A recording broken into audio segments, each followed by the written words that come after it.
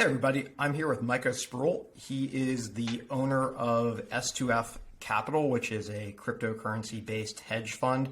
He's a successful entrepreneur and has been in the crypto space for a very long time. I wanted to introduce him to everybody. And Micah?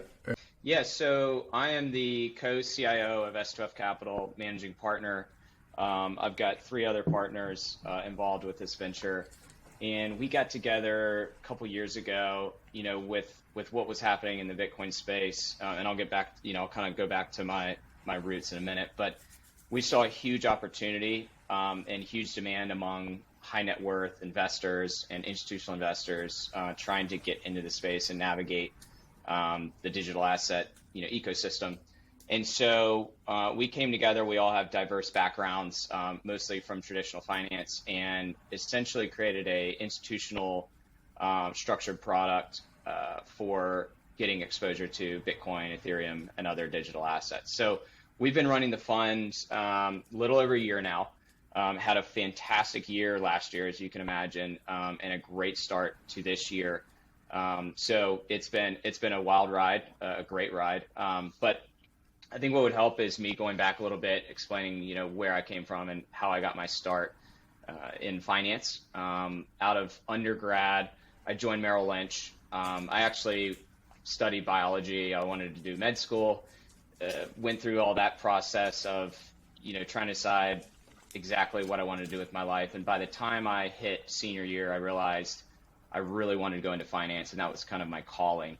So I ended up taking some courses in finance, entrepreneurship, economics, and did really, really well in those, and thought, okay, maybe I should, take a career in finance. So out of college, I was hired at Merrill Lynch, and I did the whole, got my licenses, started bringing in capital from investors. These were high net worth families and individuals, and I was there for, I want to say, a little over 2 years, and realized that I wanted to go off on my own, kind of hang my own shingle. And so I left and started my own registered investment advisor. This was in 2013. And when I did that, it was literally the same year I discovered Bitcoin, interestingly enough. And so, I was investing clients in very traditional assets, stocks, bonds, things like that. And once I discovered Bitcoin, I thought there is an incredible opportunity here from an investment perspective in this alternative asset class. Now, it was very, very early. 2013 was incredibly early. And had I even explored that as an option at Merrill Lynch, it would have been a non-starter. And so having my own RIA, for those unfamiliar, it means it's a wealth management firm. I had my own RIA, and so I could kind of make those decisions myself. So beginning in 2014, we started doing some side investments in Bitcoin. And as you can imagine, we did very, very well over the following years. What was Bitcoin trading at the time when you first started investing? So I want to say we bought our Bitcoin for myself and for our clients between $100 and $200, $250 on up to $300 or $400. We had a couple clients that really, like, the light bulb went off, and they were like, okay, they put a somewhat significant sum into it at that time, which has grown to, incredible wealth at this point today. So as I was going through that whole process, I was still maintaining their traditional portfolio, and then we had this alternative asset on the side that was doing really, really well. And I started to look at it as kind of like an opportunity cost. Like, I could continue to spend all of this time in the traditional space. Meanwhile, there's this huge opportunity over here that I think if I can just go full time into this, not only would it benefit myself from a personal standpoint of growing my own wealth, but I could really serve these investors well on the alternative side. So I made How the did you decision hear to about Bitcoin at first? Because you were so early to the space. That's like visionary time frame, right? If you're getting at Bitcoin, it was pretty early. At $100, how did you find out about it? So I have a handful of friends that are technologists, and so they are literally, they're these guys that they're on forums and on these subreddits that are like way, way, way down the rabbit hole in the technology space. And so that's where you find all these new, technologies coming about. And it was a very niche thing. When I first got into it, there was Bitcoin Talk, which was like kind of the primary forum, and there was these forums, and that's like where the really early guys were. Like you go back to the very, very beginning, like when the white paper was released and Satoshi was chatting with individuals. I mean, that's how all of this kind of came about, was on these forums, and very few people knew about that globally. So I started getting involved in the forums, and then it moved to Slack channels. Slack channels was kind of like phase 2, where a lot of communities got together, spoke, and planned out how they would, either launch their coins, these are all altcoins, or, help the, Bitcoin ecosystem, Ethereum ecosystem, et cetera. So then it moved to Slack channels. And then I would say phase 3 moved to Telegram. I'm sure, you're familiar with Telegram, and a lot of your listeners are familiar with Telegram. So that I've kind of seen it all, like from the very kind of early days to where it is now. And now it's basically widespread. I mean, it's all over the place. Twitter, Telegram, everywhere. So I started following it then, started following communities, and I just started going and going to meetups, going to conferences, and I made a lot of really great friends. I mean, these were individuals we had talked online for, over a year, that we became really, really good buddies. And then we started getting together at conferences and planning trips together and, going to different events together and things like that. And interestingly enough, all of these guys ended up going on to do really, really cool things in the space. They're founders, they're entrepreneurs, they're builders, engineers, executives, and we all keep in touch still to this day. And that's like from years and years ago, in the very early days. So my whole kind of trip into this space has taken me all around the world, all around the country, and I've met just some really incredible folks. Not just in the Bitcoin space, but in the rest of the crypto ecosystem. And so you've got this capital management where you're giving advice. Basically, if someone had bought in a Bitcoin at $100, they've made 500x multiple on their investments. That's like a 50,000% return or something like absolutely crazy. Where did you go from there? Because obviously anyone that invested with you has to be like super happy. If you put $1 million in, you're worth $500 million. I mean, that's like an insane amount of money. Yeah, it's crazy. So we did really, really well investing in Bitcoin. We also participated in the Ethereum Ico. I mean, we were buying Ethereum at like 50 cents, $1, $2. We bought a lot at $10. It's trading at around 2,200 today. So that did very, very well. There was a group I came across, I want to say in 2017. I was working on a project, and they contacted us, and they were large holders of this token we were unaware of at the time. And they wanted to help us kind of bring this thing to market. So we started talking. I flew over to Hong Kong with a group. I put together this team, and we flew over there. And we started working on it. And we took that project to market. It did very, very well. And then a few months later, they contacted me and said, "Hey, we're going bigger with a new project. We'd love for you guys to participate as seed investors." So knowing who these guys were, they were rock stars. I knew what they were going to do was big. So we participated in their seed round. That company ended up becoming Block One, which ended up releasing EOS, which is like a top 20 cryptocurrency today. And that investment, we had a liquidity event almost 2 years ago, and we got a 69 multiple on that. And that was an equity investment. That wasn't even like crypto investment. That wasn't Bitcoin or Ethereum or anything else. So we were hitting home runs in the digital asset space, in the public market side.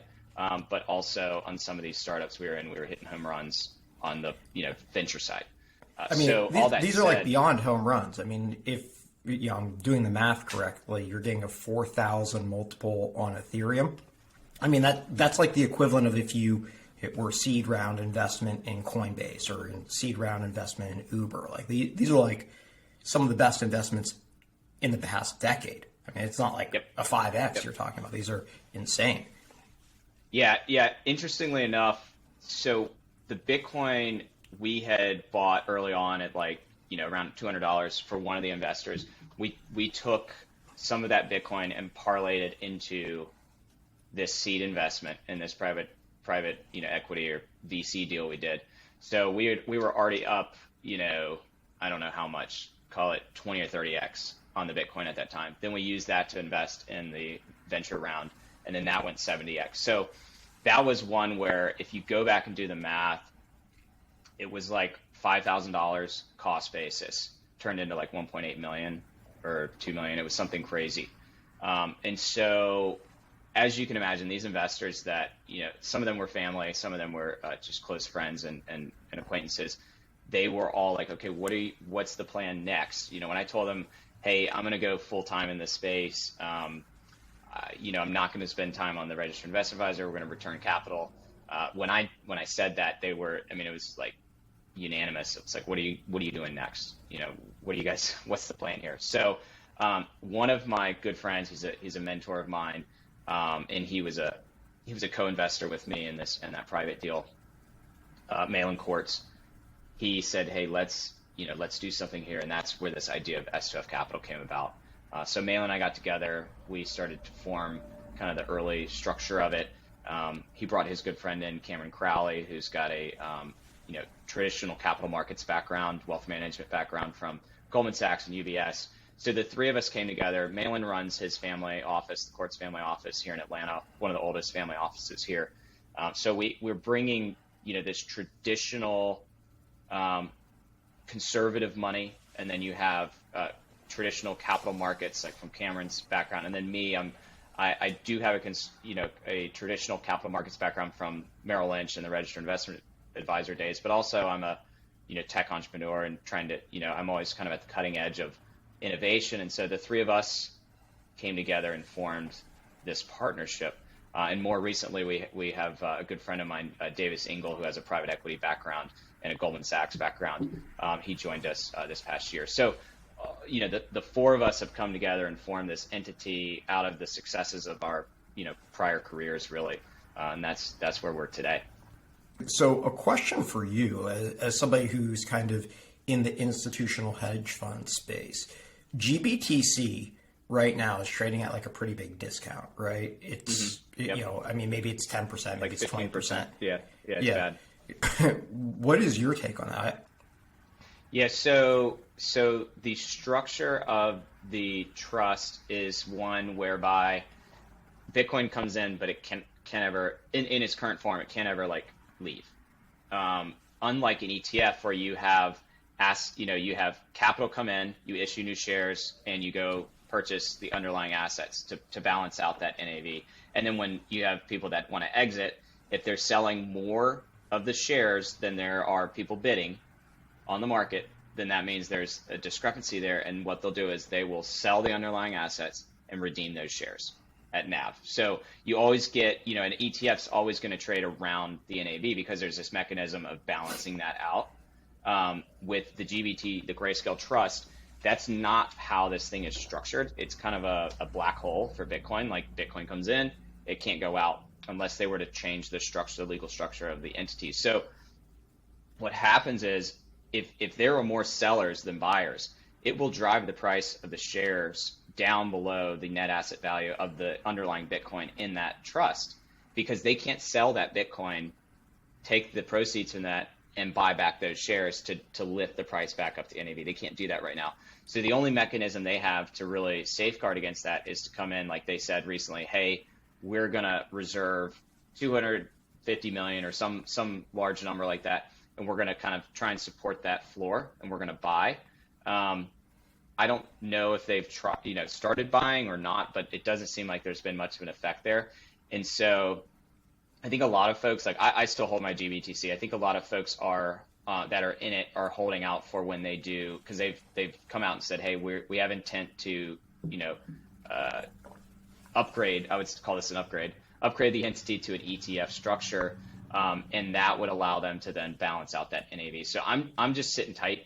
I think it could be an interesting trade, like you said, great opportunity where it's kind of a catch-up trade, where that gap will get filled, but it can be very, very painful in the meantime. I was speaking to a friend this past weekend He's a financial advisor, and he said, "Hey, I bought GBTC back in January at $46, and it's basically trading around that same price today, but Bitcoin's gone up a heck of a lot more. What's going on?" And I said, "Well, what happened was you bought at a 20% or 25% premium, and then the premium compressed down to negative 10 or 15. So you have this delta of like over 30%.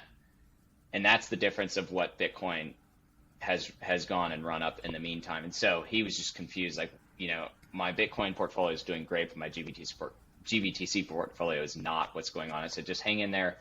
That difference, the discount should compress at some point. But it's been a painful trade for those that have been in it for the last couple of months. Yeah, that's kind of my take. And I don't have as much of a knowledge as you do in that space. And so for me, it just felt like there might have been better ways to allocate resources rather than putting them in or leaving them into the GBTC. But that makes sense. That's a good way to describe. Cost. Right, exactly. And, that's just kind of trading downward versus Bitcoin. So how is your fund doing? I mean, you opened up almost at like a perfect time. I mean, you basically launched your fund in what, April of last year? March 1st. Okay. We right into the craziness, the COVID crash. I think Bitcoin bottomed, I want to say like the 12th of March, it was like right mid-March. It was kind of like Armageddon. Fortunately, with our investment approach, not only do we typically always have some sort of cash on hand for these events where you have these, wild volatility events like, down 20% a day, 25. We use those opportunities to come in and buy when Bitcoin or Ethereum is down a lot. We launched into all that, and we had, I would say we started to allocate capital that first week. Things were looking okay. And then we use a combination of price analysis and on-chain analysis, and we can get into on-chain and what that is in a minute. But we started to see some red flags in what was going on kind of in the underbelly of the market, not just in the traditional markets, but in Bitcoin. So we held off on allocating any further capital. I want to say we were only like, 30% invested, 40% invested at the time. The rest was in cash, which was great. Had we been a buy and hold fund, all of the capital we would have started out that month in would have gone 100% into just purchasing Bitcoin. There would have been no tact to, allocating those proceeds. So when we went into that, we were cautious, and we used our, technical and on-chain analysis to really kind of guide our how much we were allocating at the time. And then things just rolled over. I mean, just completely, went south. We bought a handful of Bitcoin around the $5,000 range, which was a great buy at the time. And then we bought all the way up, 5,000, 7,000, 8,000, 9,000. So we, our fund has some Bitcoin in there that we bought in the $5,000 range, which is up, over 10x from today.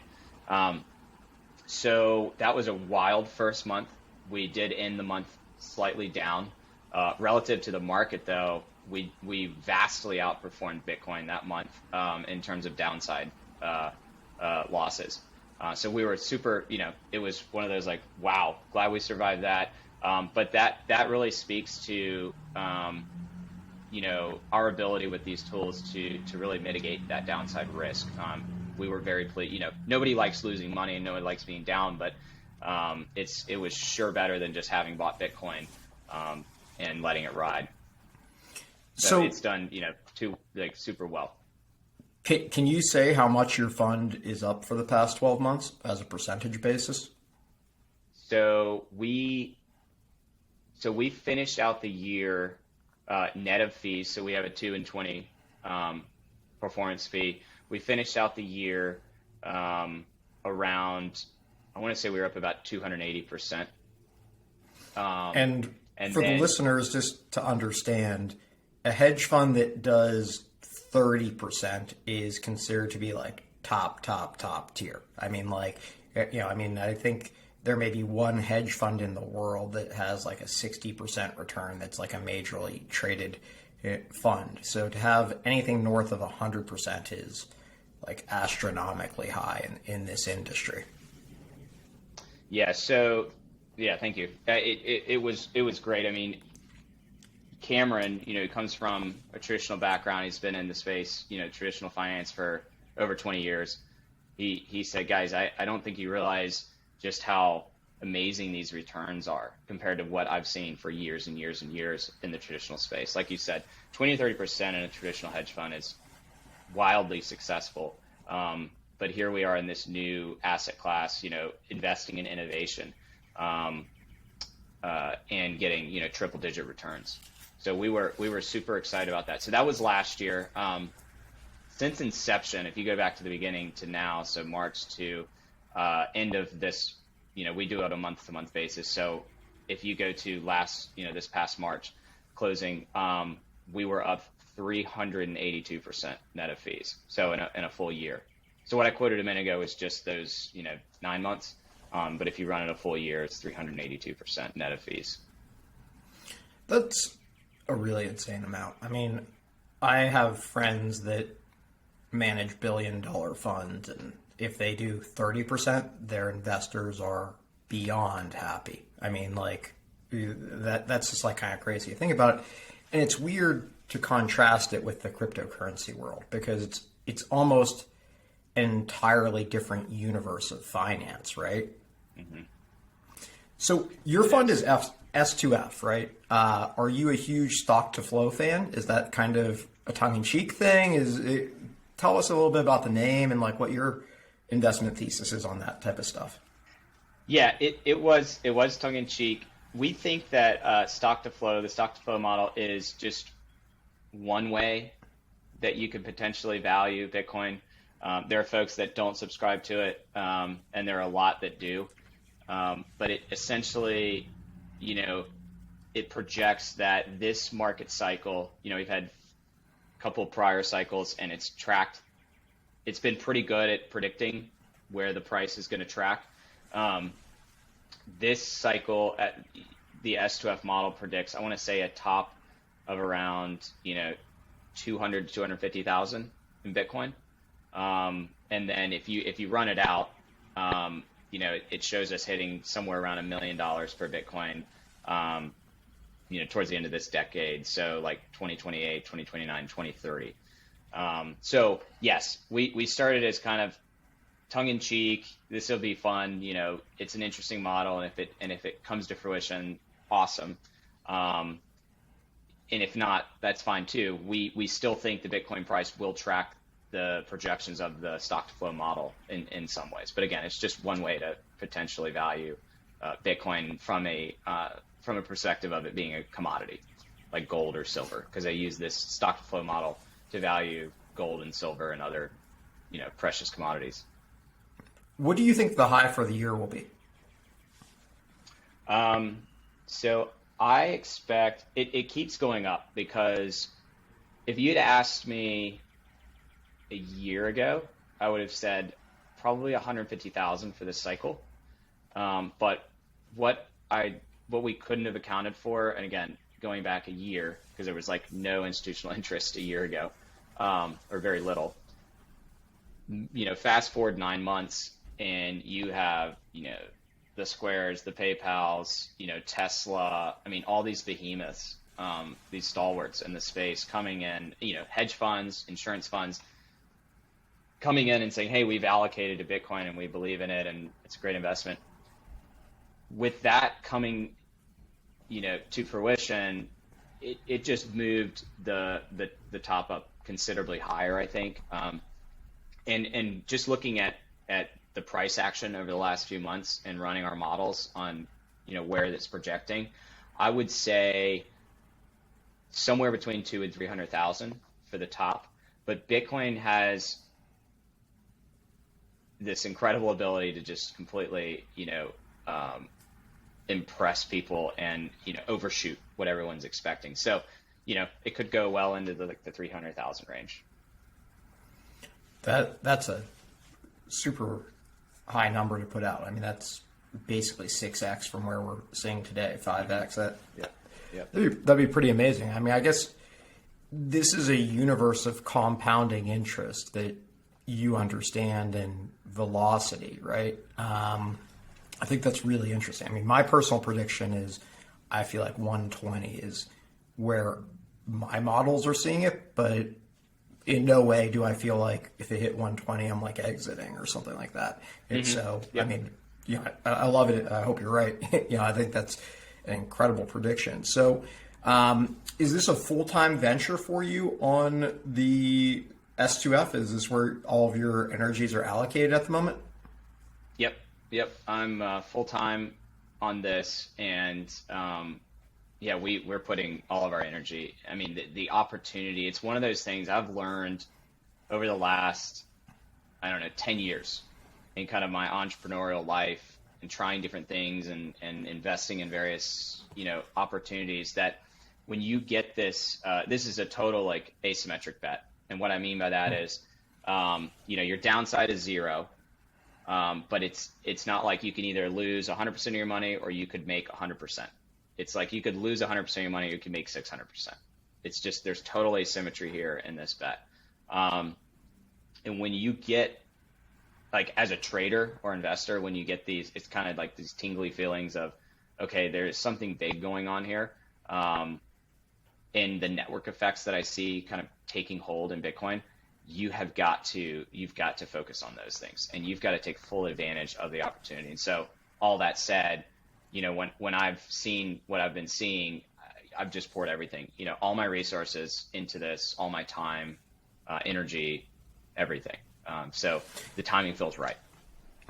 I agree with that. I mean, I think if you're halfway correct, right, and Bitcoin hits 600,000 in 10 years, that's a 10x multiple, and that's kind of like a conservative estimate. I don't think there's any other stock or asset out there that has a market cap near this size with an upside like that. I mean, I'd be surprised if Apple turned into a $20 trillion company, right?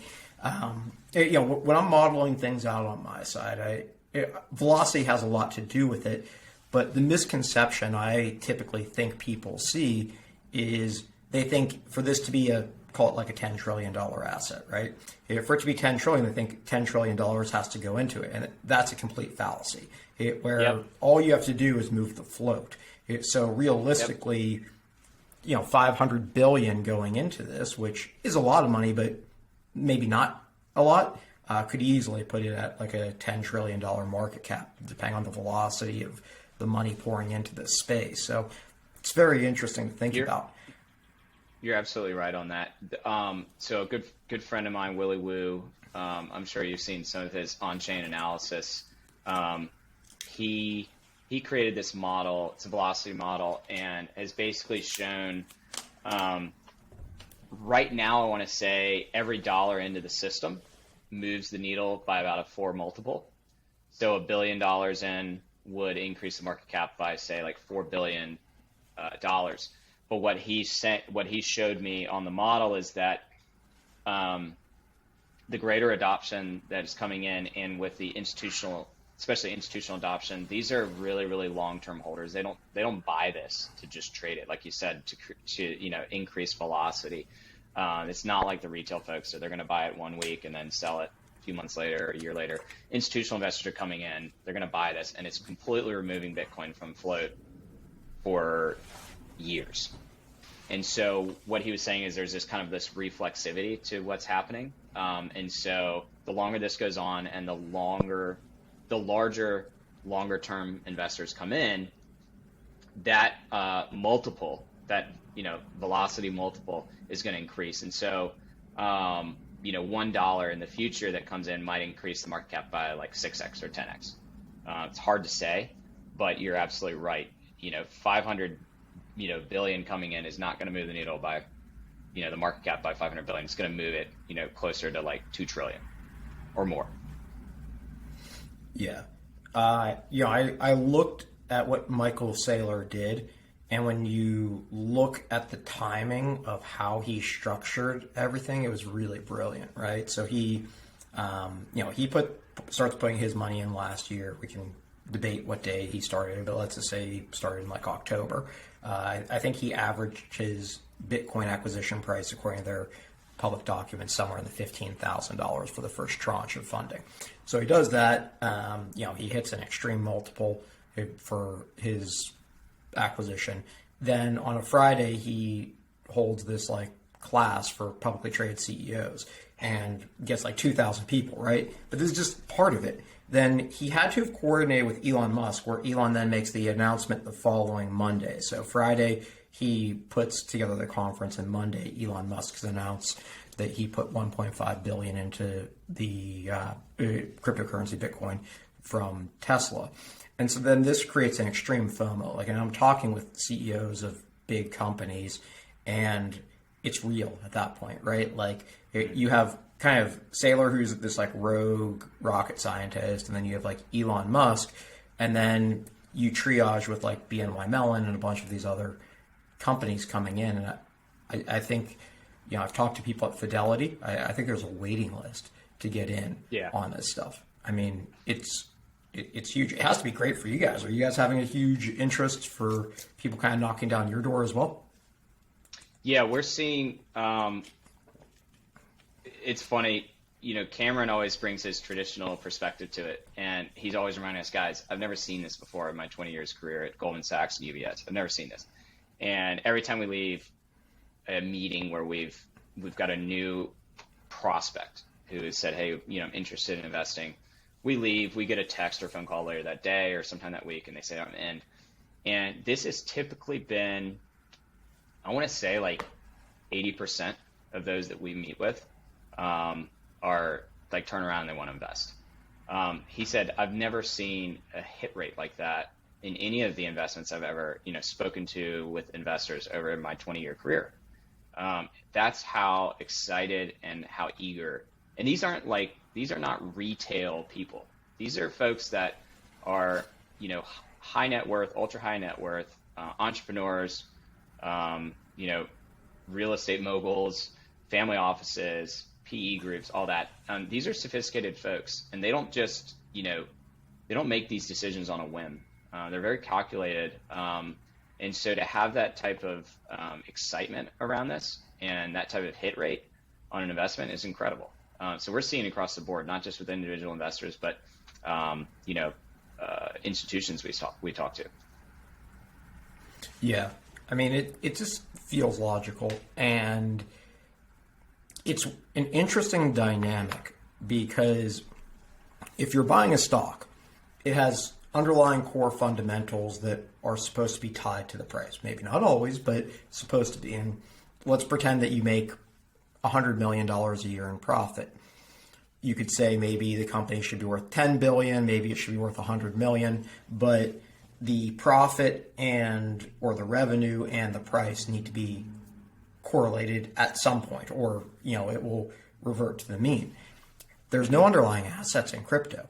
So theoretically, if something is going up, it can continue to go up. It's not like the intelligent investor standpoint of the higher the price goes, the worse it is. It can be quite the opposite of a snowball effect, which is novel. You're investing in something that is purely valued on sentiment, which I think is interesting. And so I actually put together a group of like Carnegie Mellon University students, and I partnered with like the chair of one of the departments at CMU, and we're doing like quantifiable analysis on social sentiment. So it's interesting to look at how these things all kind of correlate and have causality relationships. Question for you: Dogecoin is just like one of the best IRRs there is right now. I think that it's up like, 15,000, 17,000% for the past 12 months. What do you think about Doge? So it's super interesting. I think it's an interesting experiment too. I can't hate on it because I'm such a believer and such a proponent in the power of network effects, that if you get billions of people around, or hundreds of millions or millions of people around the world to agree that something has value and it has utility and they can use it, or whatever that is, it could be, speculative utility, they just like trading it. I mean, there are a lot of coins out there certain cultures, like the Japanese culture. They love trading. That's a utility to them. They like trading. So there's certain coins that Japanese love. Doge is very interesting because it started as a meme years ago, and it was kind of released to the world. It's got a fairly solid distribution, meaning like it's pretty fairly distributed among its users. And so it wasn't like there was a massive pre-mine like some of these ICOs where, the founders mine 90% of it and then they sell 10 and then they're holding, as whales, they're holding like, all the plunder. So Doge is interesting in that it just goes to show that there's so many different ways to value these cryptocurrencies. Like you said, I mean, it's not tied to earnings or cash flow or any of these other traditional methods. That really the value behind it is the network. It's the humans. And so when people are like, oh, you can't touch it, you can't feel it, there's nothing, it's all digital, there's nothing physical to it, I say that's completely wrong. What's physical to it is the humans that back it. I mean, that is, every individual person is incredibly valuable to a network, whether it's Facebook, Google, Amazon.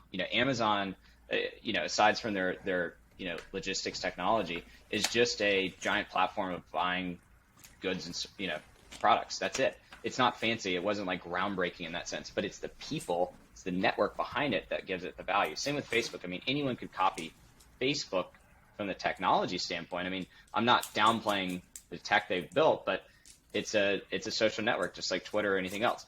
It's the people that give it the value. So I wouldn't be, I tell a lot of people, don't be dismissive on these some of these cryptocurrencies where they're like, well, there's no utility. Where's the value? The value is in that human network that backs it.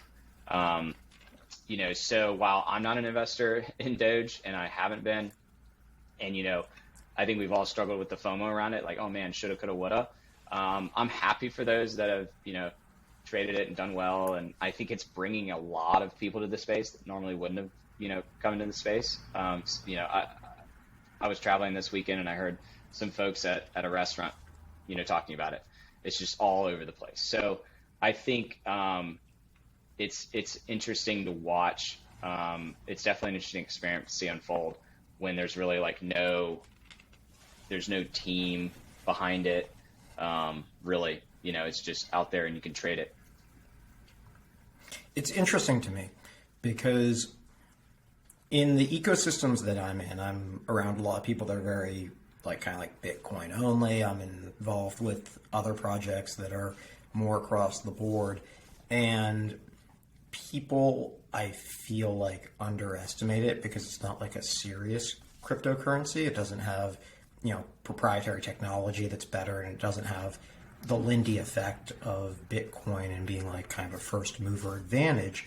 Mm-hmm. But I look at the psychopathology of what's going on with the world, and history doesn't repeat, but it rhymes. And like Barbie is a multi-billion-dollar industry, like the Barbie doll, right?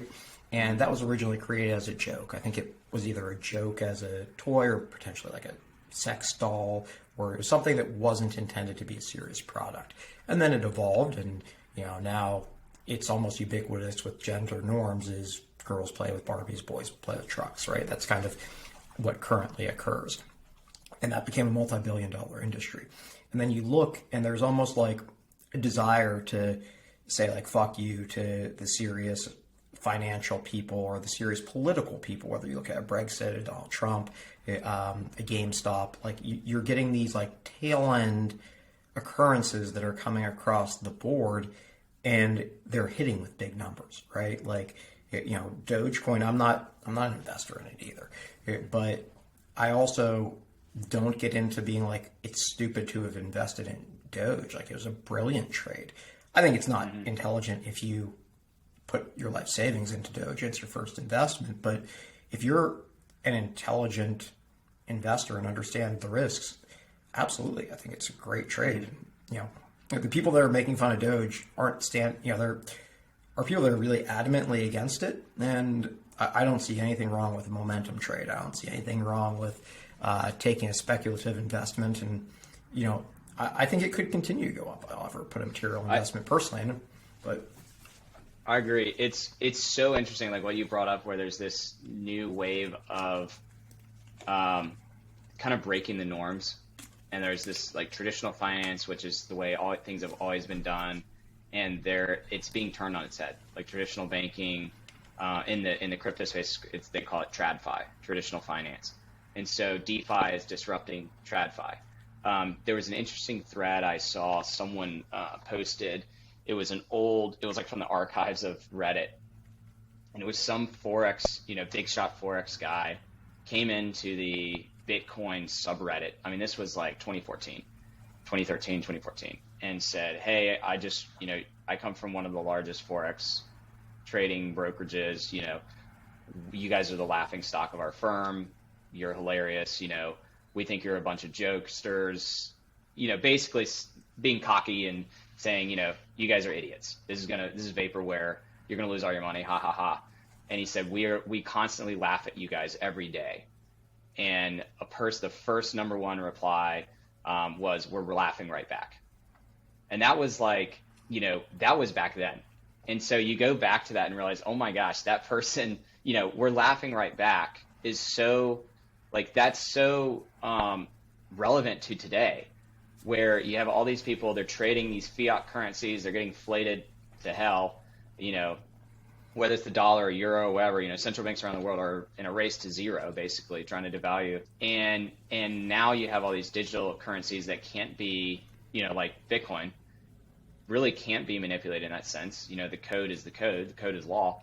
And so it's not that this space is like laughing right back, but it's kind of like, hey, we're still here and we're growing and we're not going anywhere. And in fact, this is more sound money than the money you claim to be, real money.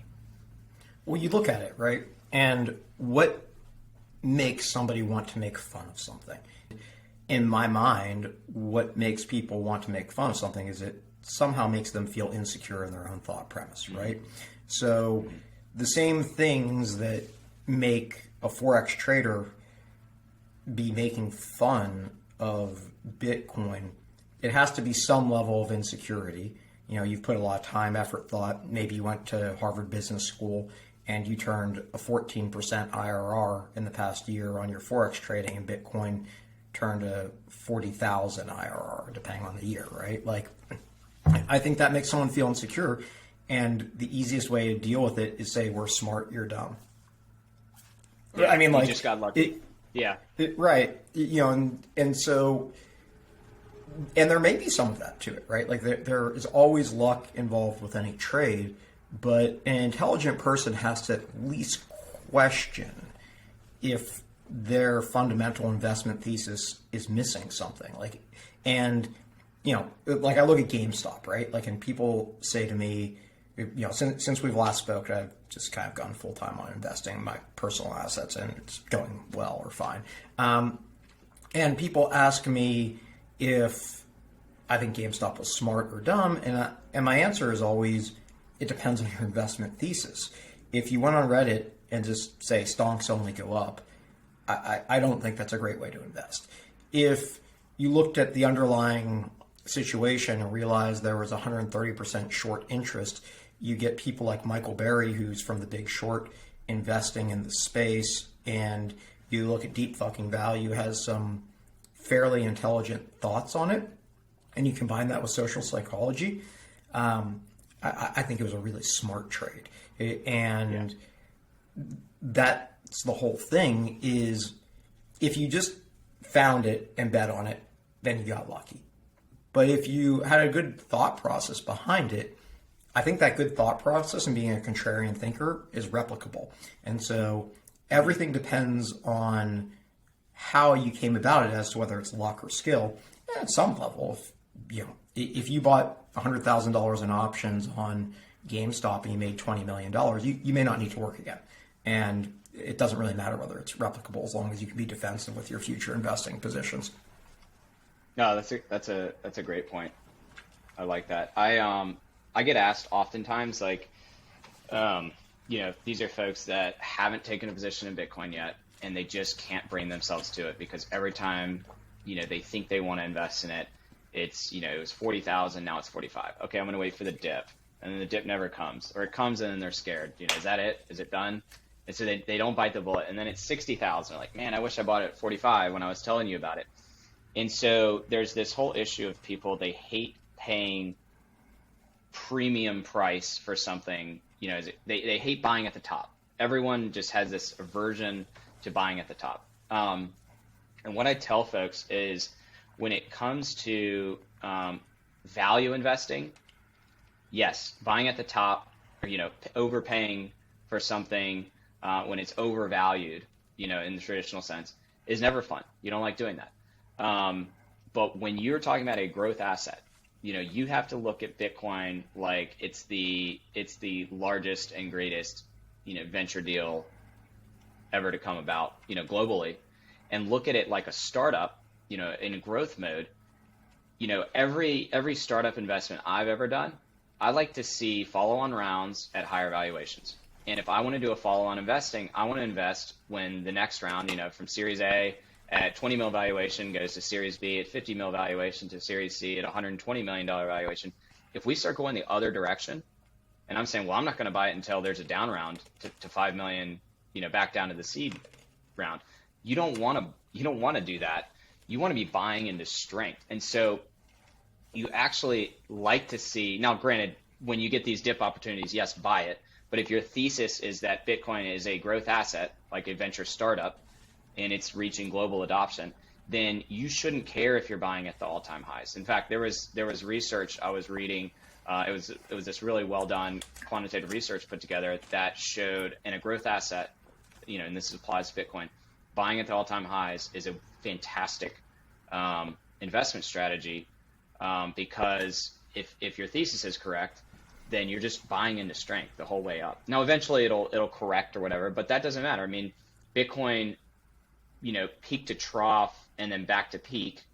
If you're willing to hold Bitcoin for greater than, I think it's like 300 days, 320 days, or maybe it's longer now from, the last crash. But there was a time period where, if you could just hold it for 300 or 400 days, like you're in the money on Bitcoin because it's a growth asset.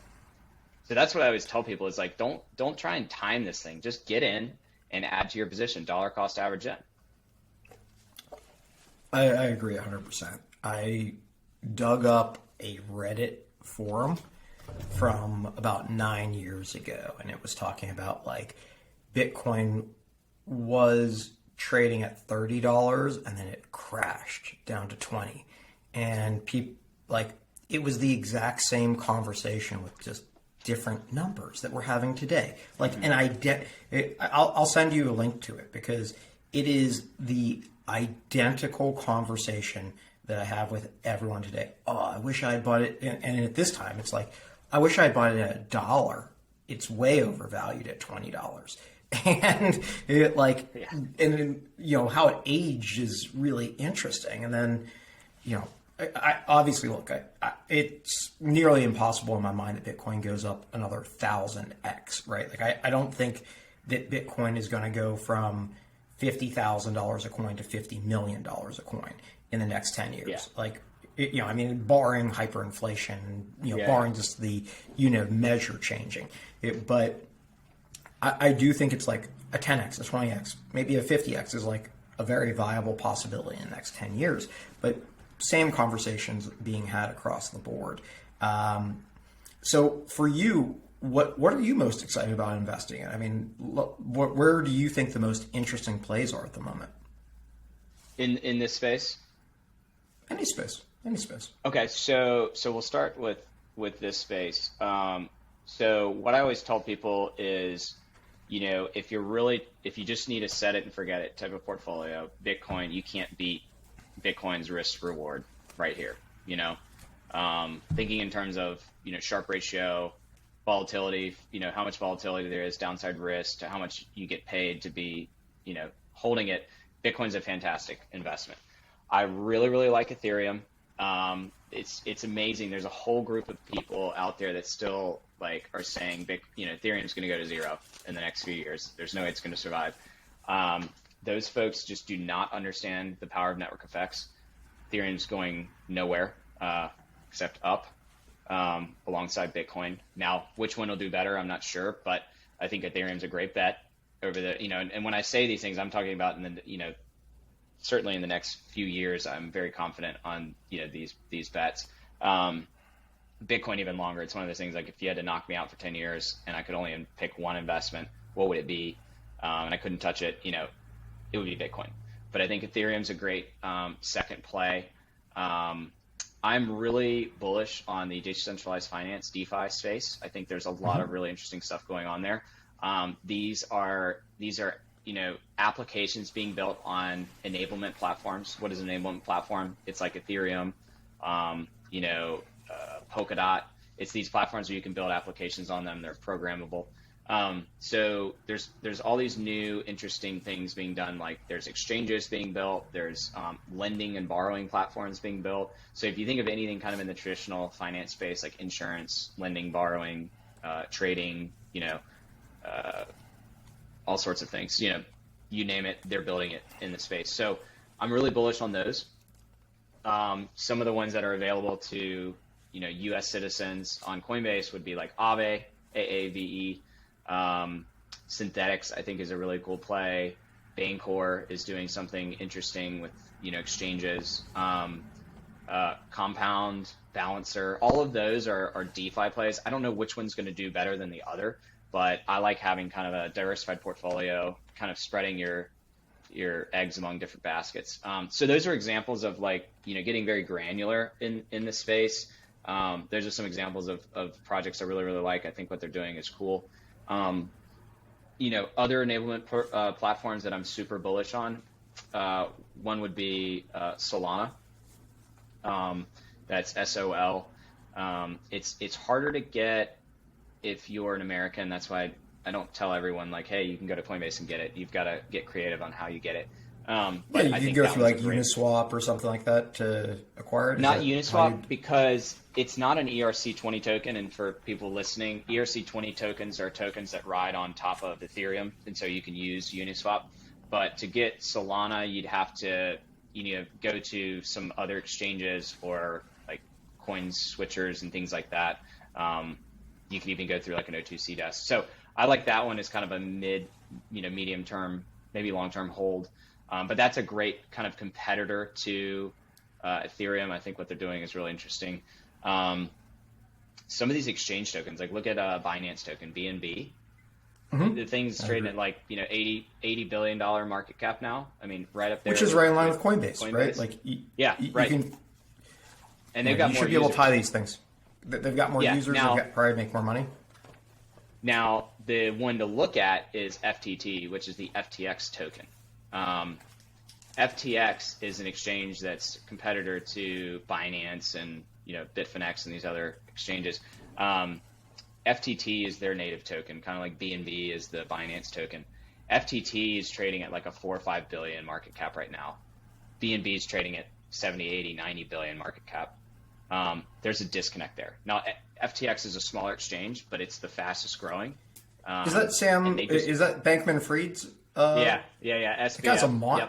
That guy's a monster in the space. He's brilliant. He's a monster. And Solana is his Ethereum killer. I mean, that's kind of. I mean, I hate to use the word Ethereum killer because it's overplayed, and I'm not convinced that something's just going to kill Ethereum.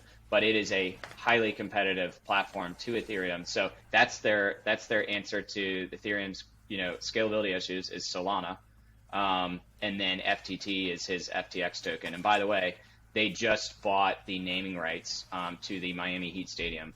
Yeah, for like 115 million. That's probably it's super smart because things in the real world are relatively cheap compared to the crypto world, right? And I come from a marketing background, and I think that there's such a need for quality marketing in the space, and something like that. It's a brilliant marketing play. I mean, it just gets eyes from average people, plebs, whatever you want to call them, into what's going on. So I'm a big believer. I like that guy a lot.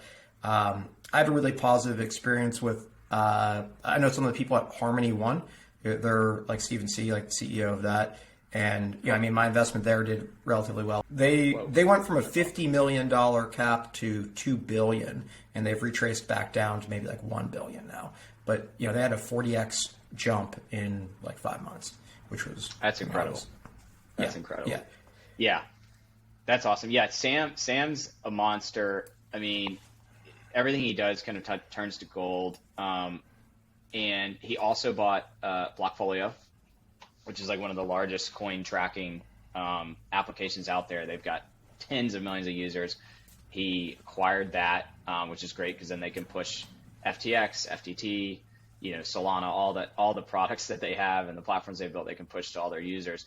And the way he acquired it was really genius. So he creates FTX, this exchange, from the ground up, and then he prints FTT tokens as like their Binance token, the exchange token.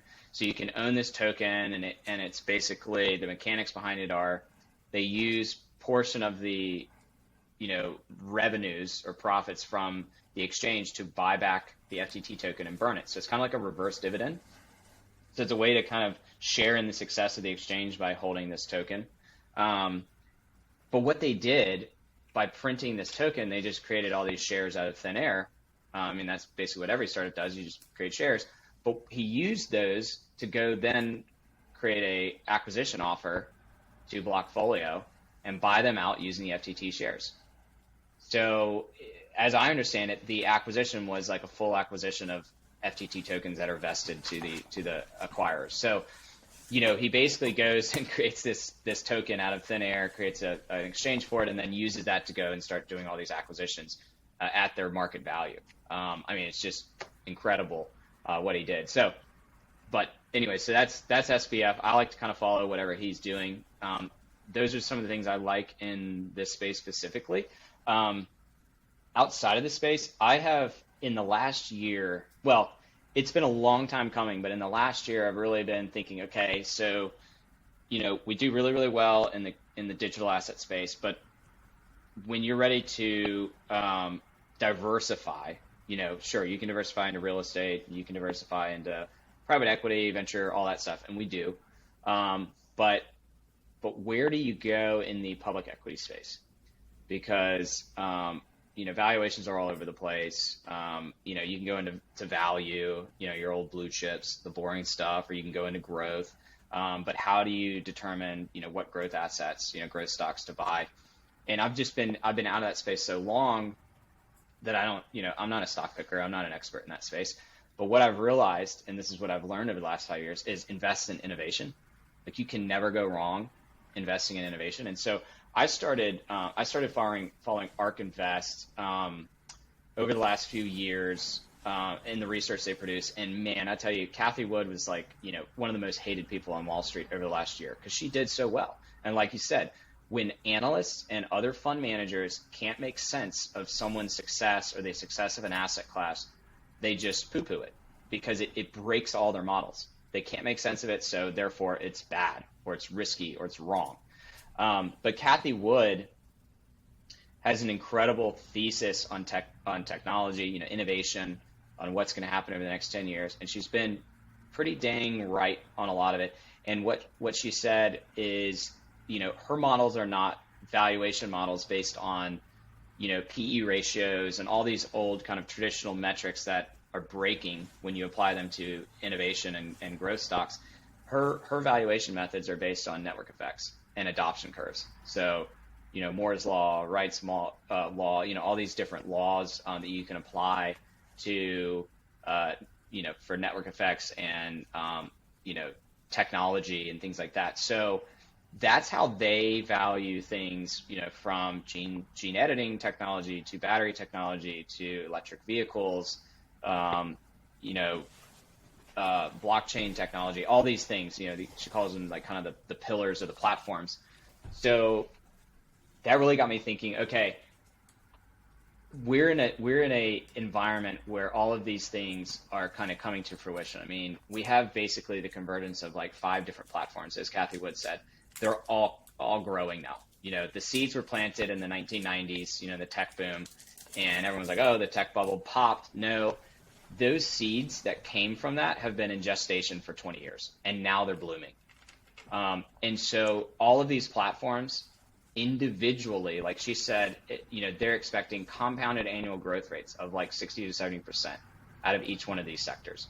They're just going to blow the doors off of any other, sector out there. And it's going to piss off a lot of Wall Street analysts who are still using their PE ratios to value things. So I think she's right. And I think we're going to see explosive growth in the innovation space over the next 10 years. And so if someone said, hey, you can't invest in any digital assets, you got to get out of that. You can't do anything there, but you have to pick somewhere else where you think you can do very, very well and continue to grow your wealth. I'm going to go into innovation. It's interesting you say that.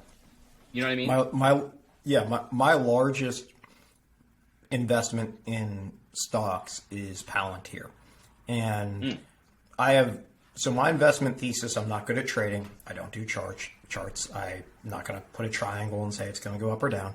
Like, that's just not what I do.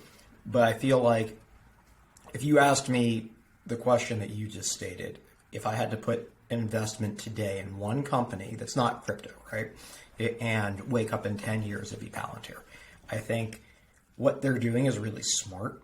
They're big data, and they're actually tied to Bitcoin, right? Like, the government needs to tax Bitcoin. That is the way that Bitcoin succeeds in the United States. And when you understand that the blockchain is publicly available and your average person using Bitcoin is not going to do some like Monero burn or like something, complicated. And you realize that you need a big data company that can track this. But if you have the appropriate software, you could track every transaction. And people don't like it, but you can triangulate a lot of information from where someone's cell phone is, and you can figure out who owns what wall. I mean, maybe not like a super cypherpunk, but like you can track you can track a lot easier than you could track cash. That's what I'll say. Mm-hmm. And so I think that, Peter Thiel, that's kind of making sure the government's thinking about that, and you have Palantir, which has the full capability to do the full tracking there. And I think Palantir, a lot of people don't like them, but it's one of Cathie Wood's biggest bets. I think they're going to probably not do well in the next 6 to 12 months, but I think after about a year, I think they're going to really pick up. And I mean, I do own a lot of them just in my, you've got like a 401k or a Roth IRA or something like that. Mm-hmm. And the stuff that I can't, I pulled out of GBTC and moved into Palantir because I think kind of the same thing you're saying. Yep. Did Palantir do? Was it one of the groups that did like a direct listing, or did they do the traditional IPO? I can't remember because there's been a lot of these direct listings in the last. I think they did a direct listing. They direct listed at around like $10. I think I haven't checked them today. They're trading at like $20. They had like a Wall Street's bet peak of like $45. I think I originally invested around $10. I exited at like 35, bought back in at like 25, and since I've rebought in, they've gone down from when I've rebought. So maybe they're down 20% since I've rebought back in. Okay. But I mean, I just think their tech is very good, and that's kind of going down a rabbit hole. But I agree with you. I think if you look at like Robert Graham, like the author of The Intelligent Investor, he restructured his investment thesis like every 5 years. And so The Intelligent Investor, the book, is like, the principles are very good, but the actual execution of like value investing, like before he died, they asked him, they're like, do you still think value investing is like the most profitable place? Like, absolutely not. Like, look how frequently I redid my own models. So I think you're right. I think growth is just going to be where things are going. Yeah, you have to be able to reconfigure your thesis and do it frequently. Look at how fast technology is changing today. And it's amazing. I'll talk to folks, in the traditional finance space, and it's like we go back to 2008 or 2006 when I talk, and it's like some of these people just can't keep up with the curve, and it's evolving so fast, and they refuse, it's like the people that just refuse to accept what's going on with Bitcoin and what's going on in innovation. Like, it would be kind of the same people that are like against Bitcoin, and then they're also against what Cathie Wood's thesis is. I mean, those people are just, they may as well still be using flip phones, that's their investment thesis, is if you were to liken it to a phone, they're still in kind of the flip phone days. Yeah. And I think it can be very challenging if you've been wildly successful and been wildly successful for 10, 20, 30 years, and then something comes along that kind of, breaks all your models, right? And I think that's hard. I mean, I think some people are adaptive, and then like Peter Schiff, right? Like he's a gold bug that's not terribly well liked in the Bitcoin community. But that guy's rich, right? Like he's known to be like one of the best gold traders when gold had some good trades. I think it's hard, like, to get that. It is. So this is the trader in me. I get anxiety when I have been on a hot streak, because I think, okay, I need to change. Like, this is going to change at some point, and I need to be on the next thing. I got to figure out what that is. I got to have, my thesis might still be my thesis, but you got to know when to be adaptive. And so there's a lot of people, when they're hot, they just keep it going. They keep putting the chips down on the same thesis. And that, like you said, these people, it can go for 10 or 20 years. That's fine. But you've got to constantly be asking yourself, where do I go wrong? And where does this thesis, where do I mess up? And if I am wrong, or I am going to mess up, like, where is it going to happen and how? And so that's that whole thing of just constantly asking yourself, so that you can challenge your thesis enough to know when to get off, when things turn, when the tide turns.